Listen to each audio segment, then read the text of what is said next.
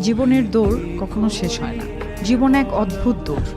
কেউ শুরু করে জুতাসহ, কেউ খালি পায়ে, কেউ জন্ম থেকেই 100 মিটার এগিয়ে থাকে, আবার কেউ হাঁটার আগেই হোঁচট খেয়ে পড়ে যায়। সময়ের সাথে আপনি বুঝতে পারবেন এই দৌড়ের নিয়মগুলো কখনোই সবার জন্য একরকম নয়। আপনি হয়তো দেখবেন কেউ সহজেই সব শিখে নেয়, পরীক্ষার আগে রাতে কয়েক ঘন্টা পরেই অসাধারণ ফলাফল করে, আর আপনি দিনের পর দিন খেটে গেলেও কাঙ্ক্ষিত রেজাল্ট পাচ্ছেন না।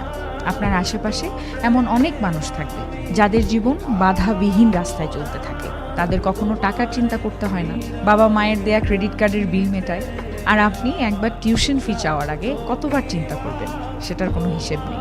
জীবনের এই দৌড়ে কেউ একদিনেই জিতে যায়, আর কেউ কেউ বছরের পর বছর দৌড়ে গেলেও বোর্ডে নাম লেখাতে পারে না। কেউ একটা স্টার্টআপ শুরু করেই সাফল্যের চূড়ায় পৌঁছে যায়, আবার কেউ কেউ 10টা উদ্যোগ নিয়ে ব্যর্থ হয়ে লোনের বোঝা টানতে টানতে হারিয়ে যায়।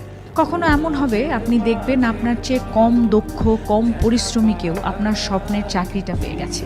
কারণ হয়তো সে সঠিক সময়ে সঠিক জায়গায় ছিল, হয়তো তার রেফারেন্স ছিল, হয়তো ভাগ্য তার পক্ষে ছিল। এসব ভেবে হয়তো আপনার নিজের উপর রাগ হবে, জীবনকে অন্যায় মনে হবে, কিন্তু বাস্তবতা হলো এই প্রতিযোগিতায় আপনি যদি শুধুই তুলনায় ব্যস্ত থাকেন তাহলে ক্লান্তি ছাড়া আর কিছুই পাবেন না।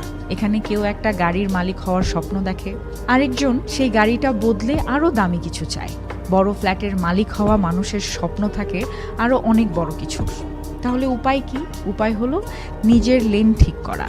এই দৌড় কারো জন্য নয়, আপনার নিজের জন্য। অন্যের জীবনের দিকে না তাকিয়ে নিজের গতির দিকে এগিয়ে যাওয়াই হোক মূল